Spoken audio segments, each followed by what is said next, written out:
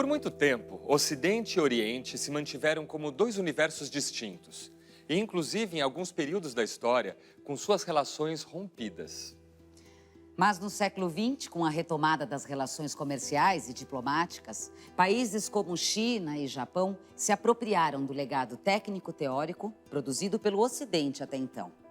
E a Índia passou também a desempenhar um papel decisivo na reorganização geopolítica na passagem para este milênio. Será que é possível falar que o Oriente está se ocidentalizando? Suas tradições milenares, cultural, filosófica e religiosa, foram preservadas ou estão se transformando? O que podemos aprender com elas? Este programa reúne algumas das reflexões da série Ocidente e Oriente em Diálogo, que nos convida a olhar um pouco mais de perto para essas culturas. É possível pensar subjetividade no Oriente ou não? A China é uma grande potência da inovação, da inteligência artificial. Como essa pluralidade de coisas que existem na Índia sobre religião. O budismo japonês continua sendo um grande desconhecido na sociedade brasileira. Uma tendência extremamente forte a uma ressignificação global do pensamento. Nós temos afirmações categóricas na história da filosofia, de Hegel a Heidegger, afirmações categóricas de que a filosofia é uma atividade eminentemente ocidental. É possível falar de filosofia oriental? O Ocidente se estrutura a partir de um fio condutor dos gregos até o século XXI, que é um percurso que estrutura algo que nós chamamos de eu, de ego, de consciência, de subjetividade, a partir de um determinado formato que eu vou chamar aqui hoje de indivíduo atômico, de subjetividade atômica, de eu atômico, um eu independente. O que nós temos no Oriente é praticamente a mesma questão. Mas nós temos a elaboração de um percurso no qual o eu é afirmado recorrentemente como algo não atômico, não isolado, mas como algo em conexão. Então, a ideia é um eu relacional em contraposição à ideia do eu no Ocidente, que nós poderíamos denominar como sendo um eu atômico, um eu isolado. Uma pergunta interessante, é possível pensar subjetividade no Oriente ou não? Ou o conceito de subjetividade é um conceito estritamente ocidental? Né? O segundo ponto está relacionado à filosofia japonesa do século XX, que é a filosofia da Escola de Kyoto, que é uma retomada de questões fundamentais da filosofia ocidental a partir das bases do pensamento oriental. O Nietzsche problematiza a questão do niilismo como um momento do pensamento ocidental. A filosofia da Escola de Kyoto retoma o Nietzsche enquanto uma referência fundamental. Por quê? Porque a base da filosofia da Escola de Kyoto é a ideia de que há algo que não se caracteriza enquanto uma essência última, enquanto uma substância última, que é o vazio, a vacuidade, aquilo que o Nagarjuna chamaria de shunyata. Portanto, a pergunta é se a questão do problema do niilismo, a questão da problematização da modernidade ocidental, como Nietzsche coloca, seria ou não uma ponte aí para a reflexão sobre as proximidades e distâncias em relação ao pensamento ocidental e oriental. O terceiro ponto que eu quero colocar é um ponto vinculado ao Heidegger, que é a seguinte questão: do domínio da técnica ocidental teria atingido todos os cantos da Terra e teria tornado a Terra, teria tornado o planeta praticamente o mesmo. A técnica do século XX teria aniquilado, teria transformado o mundo todo em Ocidente. Do ponto de vista da filosofia da técnica heideggeriana, efetivamente só existe uma técnica, essa técnica é a técnica ocidental e ela é a tecnociência em última instância. Portanto, ela emerge da racionalidade lógica, tal como nós a conhecemos no Ocidente, tal como ela se formula pela primeira vez na Grécia. Mas, mais particularmente, do ponto de vista da história da filosofia ocidental, tal como ela se formula na modernidade. Não mais como uma modalidade do produzir em geral, mas como uma instrumentalização a serviço de uma dominação da vontade de poder humana sobre a realidade. É isto que me parece ser o elemento que Heidegger considera o mais preocupante no nosso mundo. Eu me pergunto se, de fato, nós não temos uma espécie de grande unidade do mundo, um mesmo do mundo, tecnologicamente formatado.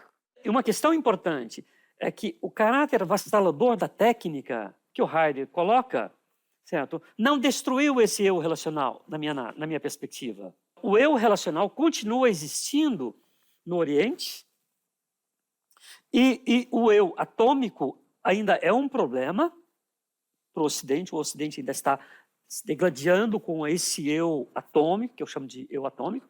O predomínio no pensamento oriental é o predomínio da ideia de que todos esses elementos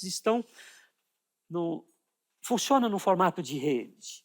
A rede é abolida na história do pensamento ocidental, a rede é vista como a negação da liberdade, né?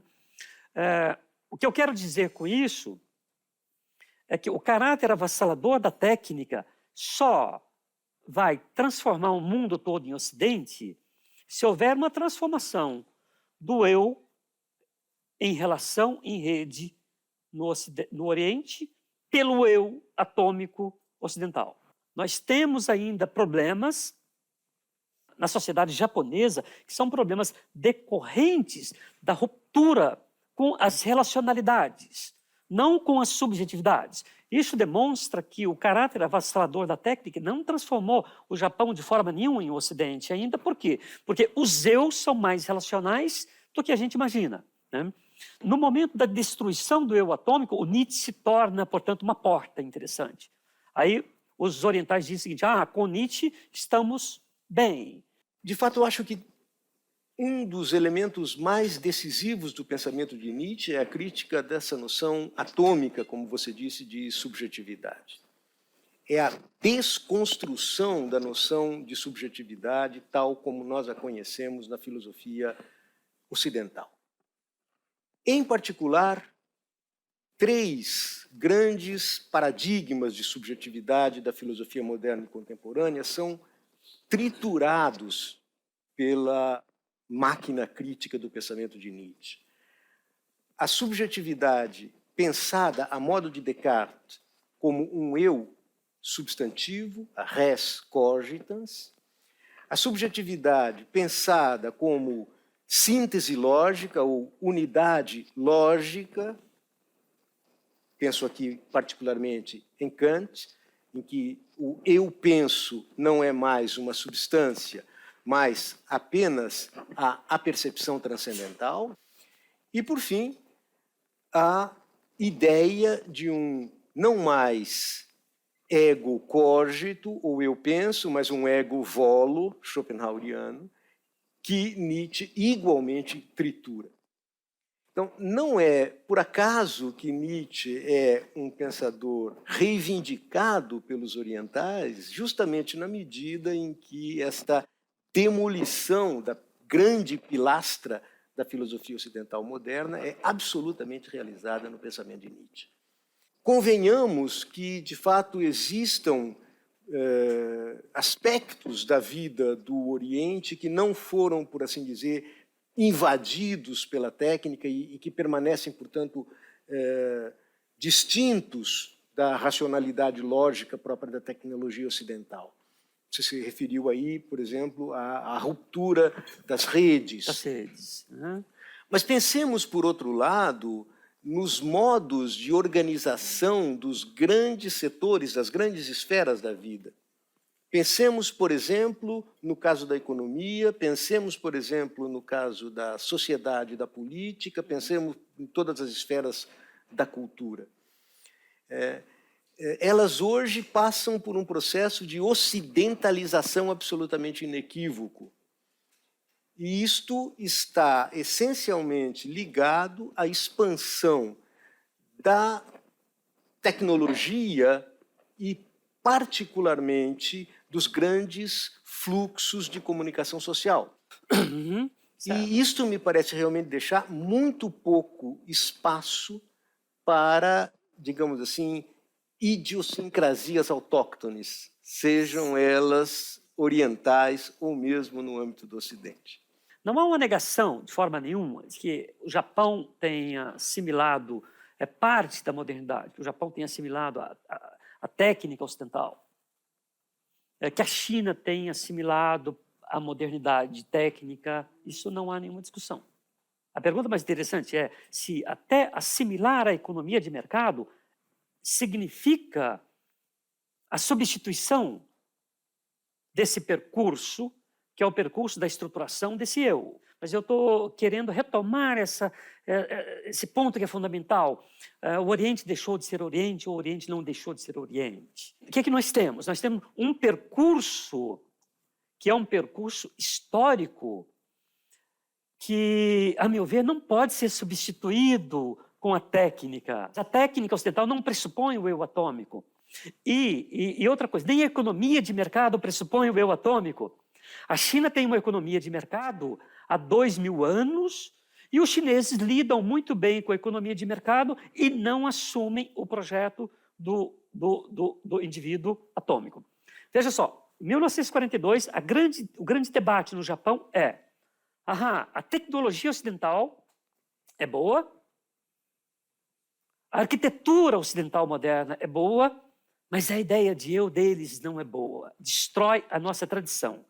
E aí a posição é: nós nos propomos nesse momento, entendi, em ultrapassar a modernidade, não é assumir a modernidade, mas não é abandonar a tecnologia de forma nenhuma. Isso está acontecendo na China nesse momento. Aí a China constrói o quê? Constrói uma muralha que eu estou chamando de muralha do século XXI, entende? Que vai impedir o quê? Que vai impedir Facebook, que vai impedir todo o projeto ocidental de colonização, vamos chamar assim, de colonização intelectual, que se propõe a substituir a ideia daquilo que é oriental, que é o eu relacional, por um eu atômico. Por quê? Essa substituição seria a negação de toda a história do pensamento chinês. Nietzsche, e não Heidegger, afirma que aquilo que a história do niilismo europeu nos ensina é a precedência do Oriente em relação ao Ocidente e não o contrário. Né? Existe uma espécie de experiência cumprida pelo Oriente que é muito mais profunda e anterior à experiência do Ocidente e que leva ao mesmo resultado, e que talvez, isso foi inspirado pela sua interpretação sagaz sobre uma segunda muralha da China, talvez os chineses estejam iniciando agora um outro percurso que nós, quem sabe, daqui a 5 séculos, vamos voltar a refazer. Eu te confesso, eu sou um pouco cético em relação a, digamos, as perspectivas de não colonização das outras culturas pelo domínio avassalador da cibernética. Mas isso é um ceticismo meu. Certo, mas é possível pensar o domínio avassalador da técnica a partir da ideia de uma subjetividade em rede, de um eu em rede? Eu acho que não. No fundo, eu acho que a subjetividade em rede, de fato, é uma muralha, é um antídoto a isso, mas o que me causa a maior preocupação é uma espécie de tendência, uma tendência extremamente forte a uma ressignificação global do pensamento. Isso está embutido, a meu ver, na cibernética. E o pensamento passa a ser identificado com processamento de informação. E na medida em que nós reduzimos o pensamento a uma atividade de processamento de informação, bem, aí sim nós temos uma unilateralidade que me parece extremamente perigosa. No próximo bloco. Não tem como se aproximar das coisas sem se desprender delas.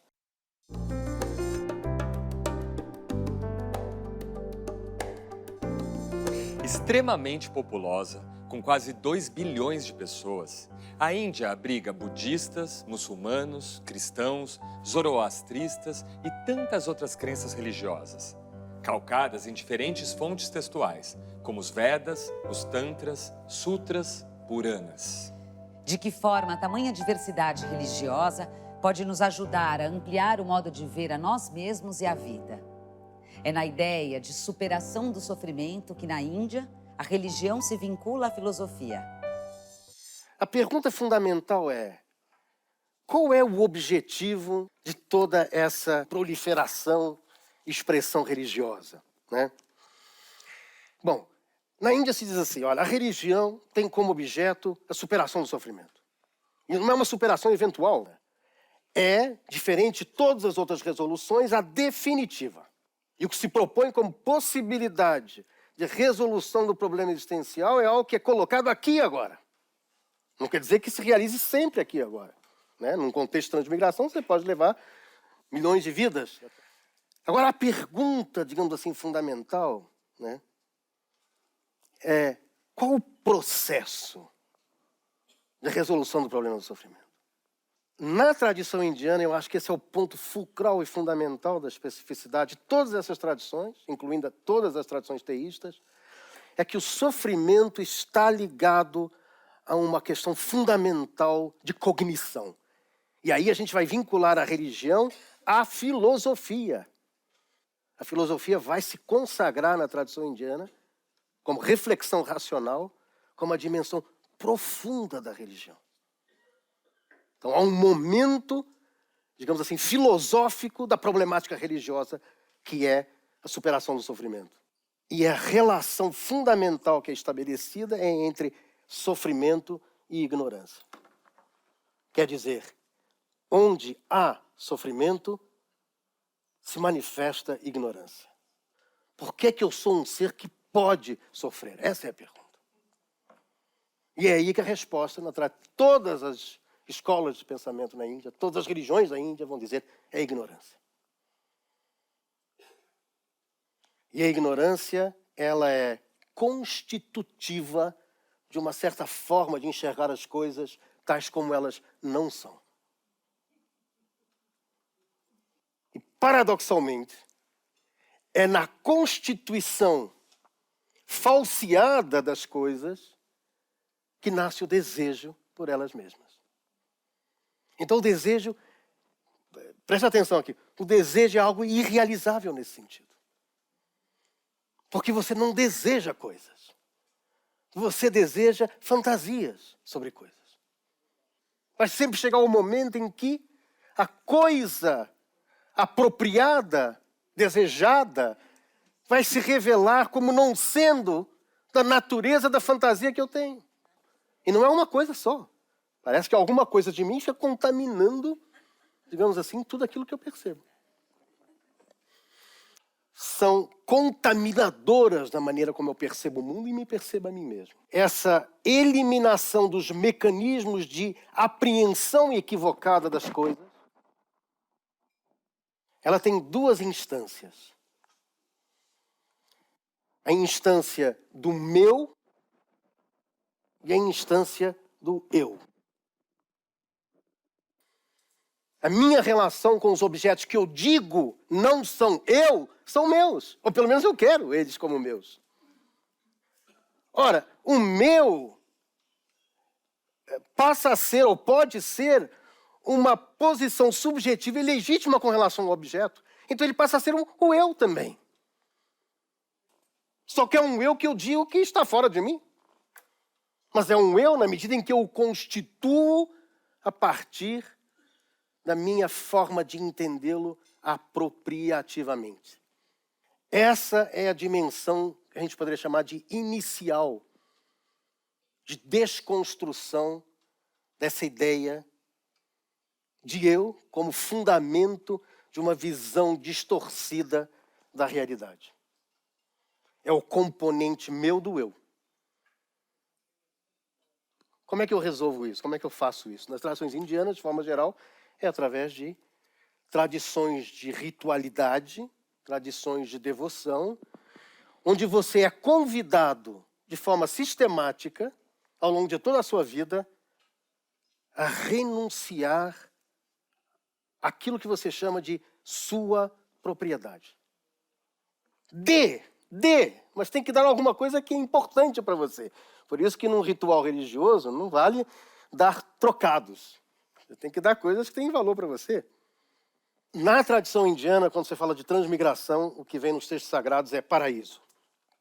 É a busca de paraíso, quer dizer, uma condição existencial mais duradoura, melhor do que o sofrimento que eu tenho aqui agora. Para isso, você faz uma promessa e uma aposta que geralmente a gente não está pronto para fazer. E é isso que é importante. Você se dispõe a dar tudo o que você tem para ganhar um paraíso na próxima vida. No momento em que eu pratico o ato de renúncia, na expectativa de vivenciar um paraíso numa outra vida, eu ainda vou ficar a vida inteira aqui sem o paraíso e sem aquilo que eu dei como condição do paraíso. E isso que é extraordinário. Dá, mas a tua expectativa de retorno se refere a algo que é tão indeterminado que alguma coisa pode surgir já de positivo e de imediato no ato de dar. O que é importante, digamos assim, para o ato de doar, para o ato de se dar, né? Porque é uma dimensão de você, é o meu que você está dando, é exatamente a oportunidade extraordinária que você tem de continuar nessa vida, reaprendendo a possibilidade de se relacionar com os mesmos objetos de possessão privada de uma outra maneira. Que é quando eu substituo o que eu chamaria de apropriação privada da minha relação com os objetos para a possibilidade de um compartilhamento dos objetos.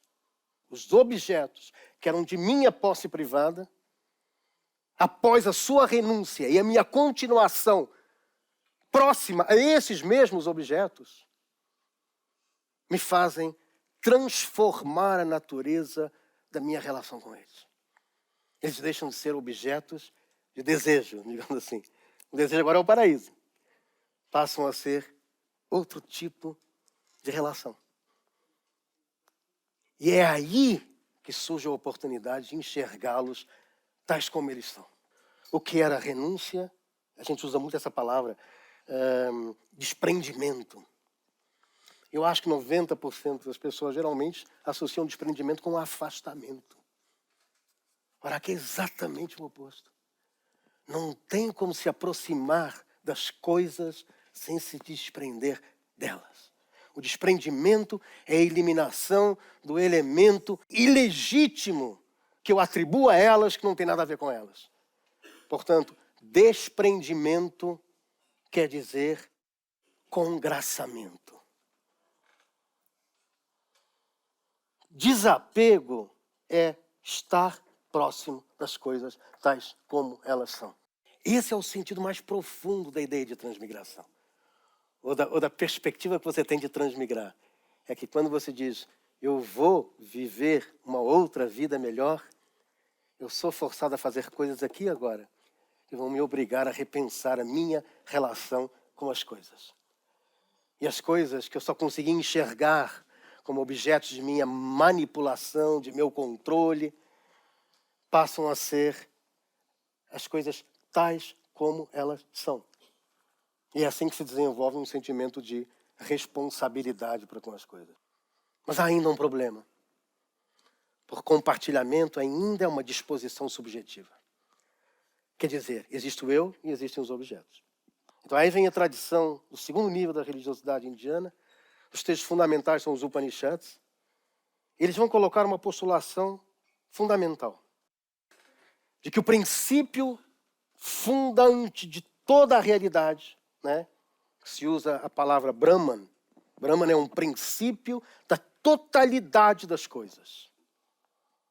Um princípio uno. Aquilo que articula, digamos assim, como fundamento último de todas as coisas. Diz os Upanishads, não é distinto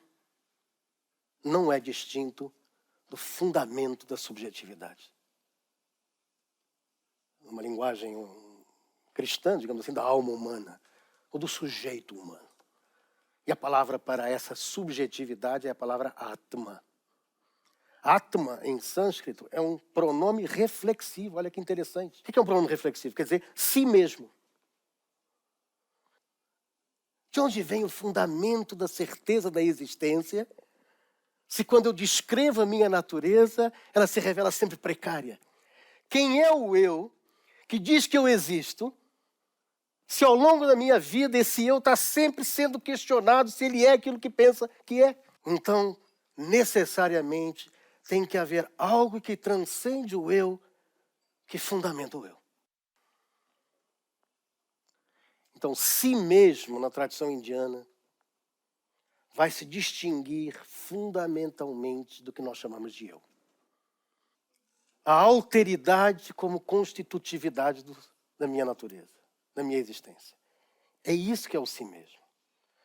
Então, na tradição indiana, nessa segunda dimensão da religiosidade, é um processo sistemático de eliminação dos erros sobre o eu. No início, o eu tinha problemas, que eram os meus. Agora o eu é o problema. E essa é, digamos assim, o momento da religiosidade na Índia, que é fundamentalmente filosófico. Porque ele é um encaminhamento através da razão. É um processo sistemático de desconstrução da ideia do eu. No próximo bloco. A China sempre viu o mundo das cópias como algo que tem que circular.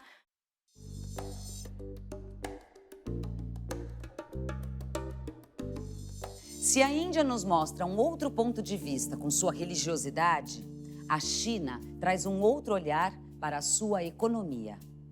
De uma configuração social milenarmente agrária, a China passou por várias etapas de desenvolvimento.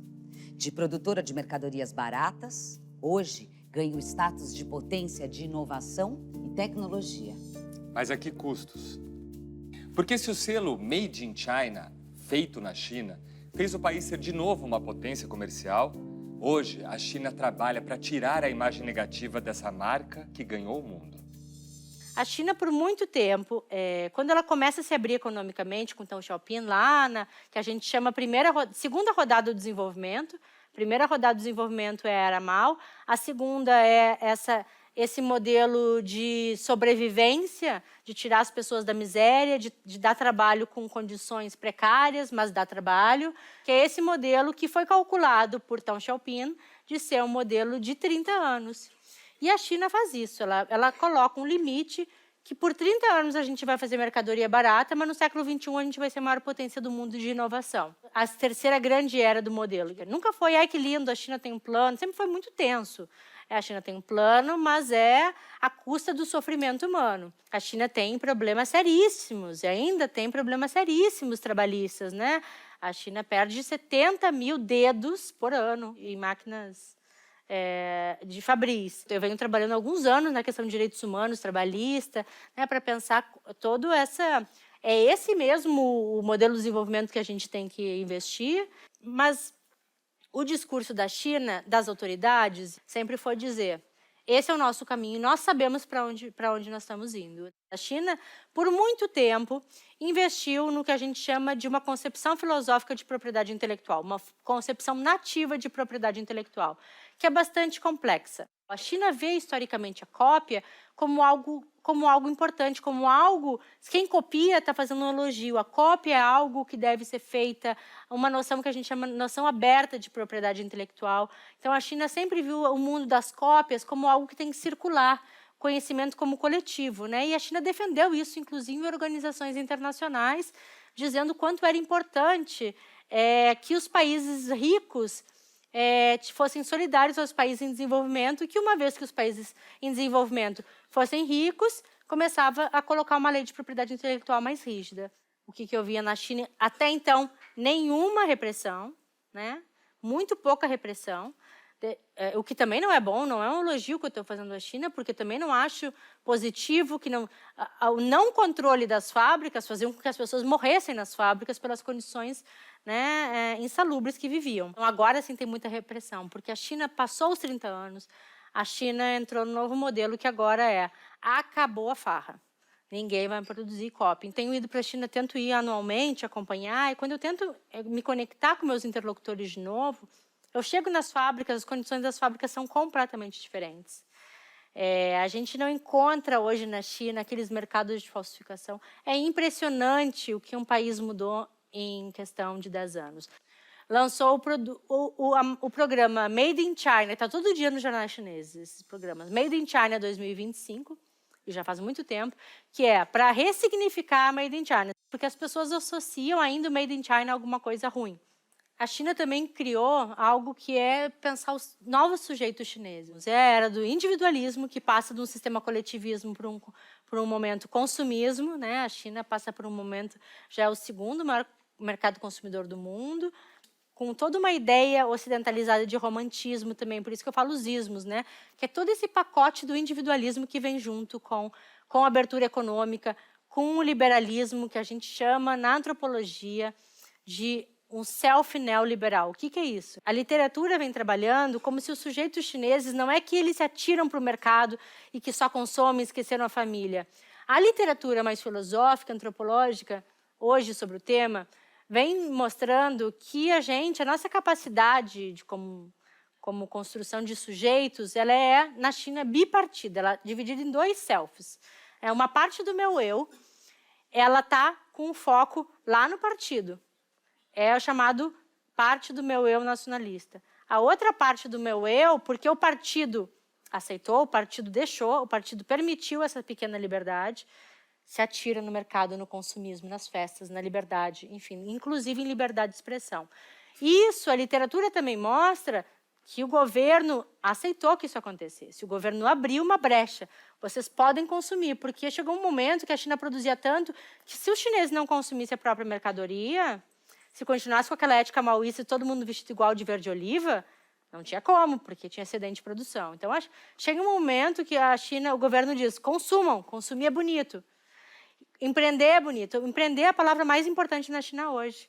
E não é à toa, todo mundo quer ser empreendedor. Nesse mundo que a gente poderia chamar de mais ocidental e mais neoliberal. A literatura chama de neoliberal, mas não necessariamente com o sistema econômico, né? Mas com um sistema de privatização desse eu, né? De ligar, vinculado ao mercado, vinculado a formas de produção, vinculados a querer produzir, a trabalhar por si próprio, a responsabilidade a si pelo fracasso e não mais ao partido. Não é a sociedade, o partido, uma sociedade socialista que tem responsabilidade sobre mim, eu tenho responsabilidade pelo meu próprio fracasso. Todas essas aberturas são muito controladas e a grande pergunta que fica é até quando vão conseguir controlar? Porque quando você coloca sujeitos no mercado, aí tem um estudo clássico sobre isso, que fala sobre sujeitos na economia liberal, você também cria sujeitos mais demandantes por direitos, né?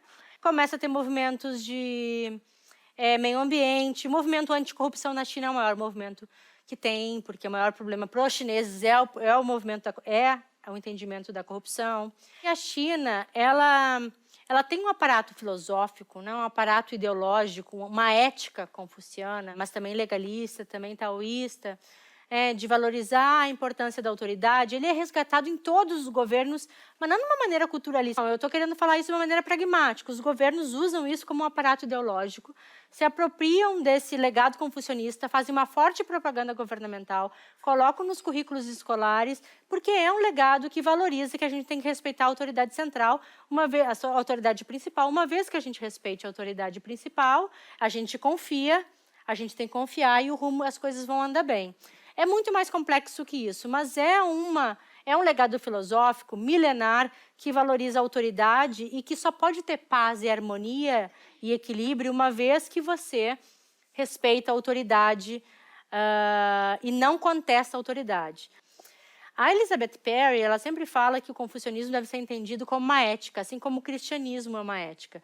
Mesmo que aqui nenhum de vocês, muitos de vocês não sejam cristãos, não sejam religiosos, a ética cristã, ela está no nosso dia a dia, né? Então é a mesma coisa o confucionismo, né?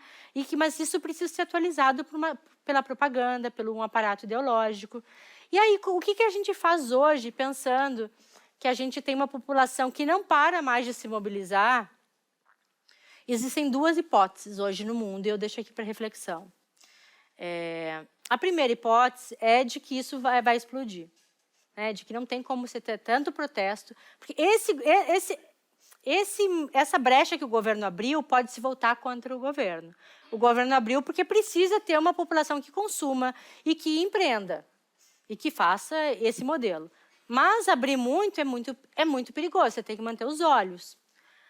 Então, tem um grupo, né, de sinólogos que acredita que esse modelo vai acabar contra uma revolta contra o governo central. A minha hipótese é a hipótese da Elizabeth Perry, que é uma sinóloga, que vai dizer que a China tem uma tradição milenar de não se rebelar contra a autoridade central, mas de se rebelar contra as autoridades baixas, tá? Baixas não, como locais. Mas a população chinesa, de alguma maneira, porque vê que tem rumo, ela não quer mexer no programa original, porque ela confia que esse projeto, porque eles prometeram um resultado. A China tira 10 milhões de pessoas da pobreza por ano. A lei trabalhista é uma lei que está melhorando absurdamente, graças à pressão dos movimentos sociais, graças à pressão dos trabalhadores, mas a coisa trabalhista, a vida está melhorando. A desigualdade é muito grande, os desafios de meio ambiente, os desafios são imensos, mas a população, e eu não estou aqui defendendo o modelo chinês, eu acho que o modelo chinês tem muitas falhas também, mas eu só estou querendo colocar de que eu acho que a população está integrada nesse, até por muita propaganda governamental, mas eu não acredito em povo manipulado, né? Eu acredito em pessoas que estão vendo que o país tem uma direção e que foi prometido um caminho, e esse caminho ele precisa de tempo para ser construído. Então, existe um pacto nacional entre elites, novas elites, entre Estado, entre o PCC e entre a população em geral, que acredita, no modo geral, no rumo maior que a população está seguindo. Enquanto que esse direito à rebelião ele é exercido cada vez mais, mas o presidente Xi, né, sempre de olho e qualquer coisa, repressão, alta repressão. É um dos governos mais repressivos dos últimos anos. Por isso que a gente fica nessa, não, tudo bem, não é insustentável, mas a gente não sabe o que pode acontecer se vier com uma máquina cada vez mais violenta, né? Porque as pessoas também já não conseguem mais lidar com tanta repressão. No próximo bloco. Através da morte, nós renascemos para o outro. Nós renascemos no outro.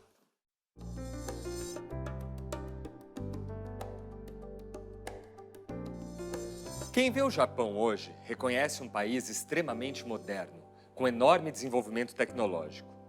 Porém, isso não significa que ele também tenha se ocidentalizado. A tradição budista milenar é dominante na cultura japonesa contemporânea. Desde a antiguidade, o Japão incorpora o budismo em sua formação. Uma longa história escolástica de várias vertentes do budismo asiático, em que os japoneses promoveram um significativo desenvolvimento espiritual e de preceitos monásticos. Mas é na modernidade, com a criação das universidades e o estudo da filosofia ocidental, que ocorre uma revolução intelectual no Japão. Um dos expoentes desta revolução é a chamada Escola de Kyoto. Como os japoneses já tinham um lastro de 1.500 anos de estudo e reflexão sobre o budismo, a partir de fontes chinesas, no momento que eles juntam isso com uma metodologia moderna, surge alguma coisa extremamente forte que, a partir do final do século XIX, até os dias de hoje, vai fazer com que o Japão seja o líder incontestável nos estudos budistas a nível mundial. Mas o fato é que a introdução da filosofia ocidental no Japão, a partir da Universidade de Tóquio, no final do século XIX, ele impactou tanto o próprio budismo, quanto impactou a própria maneira como muitos japoneses pensam a filosofia ocidental.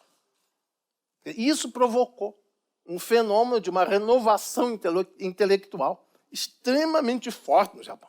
A grande figura da Escola de Kyoto, a figura normativa do pensamento da Escola de Kyoto, indiscutivelmente, na minha posição, Tanabe Hajime, porque, por um lado, ele tinha uma formação muito forte, passando pelo platonismo, pelo cristianismo, pela filosofia hegeliana, tinha traços muito fortes desse tipo de tradição.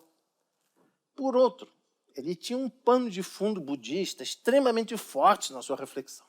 Ele, na verdade, ele foi discípulo tanto de Nishida, foi o primeiro filósofo importante do Japão moderno, quanto de Heidegger. Ele estudou 2 anos com Heidegger na Alemanha. Mas o que mais me chama a atenção, quando eu leio as avaliações que ele escreveu sobre a filosofia heideggeriana, eu tenho a inequívoca sensação de que o discípulo superou infinitamente o mestre.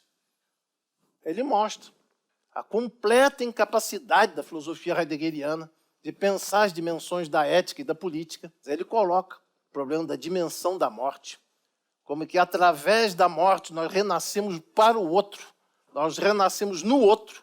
Esse caminho que foi percorrido pela Escola de Kyoto, ele tem uma importância muito grande, porque é todo um percurso através do qual a forma de pensar japonesa transforma a tradição filosófica ocidental. Ao mesmo tempo, o pensamento budista, o pensamento tradicional japonês se deixa transformar pelo encontro com o pensamento ocidental.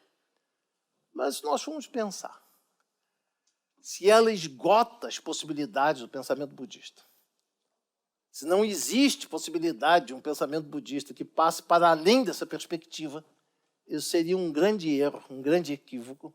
Eu tenho uma convicção forte que existem alguns pensadores estritamente budistas no Japão do século XX e XXI que apresentam posições mais radicalmente budistas, mais consistentes, inclusive, que as posições da Escola de Kyoto, mas que são figuras praticamente ignoradas. Esse passado que eu sinto que seria fundamental que os japoneses retomassem é o passado que vem principalmente a partir dessa escolástica indiana, principalmente obras como Abhidharma Kosha ou Satyasiddhi Sastra. No Satyasiddhi Sastra, vocês devem ter ouvido falar do conceito budista do karma. Surpreendentemente, no Satyasiddhi Sastra, todo karma é entendido como sendo karma coletivo. O capítulo sobre os 3 karmas, que, na verdade, é um debate sobre a ética social. Estritamente falando, é um debate sobre a legitimidade da guerra. Do lado hindu, possivelmente, quer dizer, seja uma citação do Manu Hoten, quer dizer, das leis de Manu, se coloca que para um guerreiro, para alguém que pertence à casta dos guerreiros, matar na guerra é um ato meritório. E esse ato meritório é recompensado pelo nascimento no céu, no paraíso. Quanto que do lado do autor do Satyasiddhi Sastra, do Harivarma, vai-se dizer que o ato de matar é invariavelmente negativo, sem exceções. Pode até existir uma atenuante. Se for, por exemplo, uma guerra contra uma ocupação, contra uma invasão estrangeira, mas o ato de matar por si mesmo, ele conduz necessariamente ao inferno, dentro desse nível de discussão. Ou seja, nós temos aí 2 formas completamente conflitantes de entender o problema do karma e da ação. E isso aponta para uma diferença muito básica entre um tipo de ética baseado nos costumes, nas convenções sociais, e uma outra ética de um caráter, por assim dizer, mais universalista. Por que eu estou desenvolvendo essas temáticas todas? Existe uma série de contradições que o Japão contemporâneo atravessa, vocês devem saber. Existe, por exemplo, a partir do início do século XXI, o fim do contrato social do pós-guerra, com a introdução das relações da economia neoliberal, alguma coisa que eu vivenciei nos meus últimos anos no Japão, e que foi um verdadeiro desastre em todos os sentidos do termo.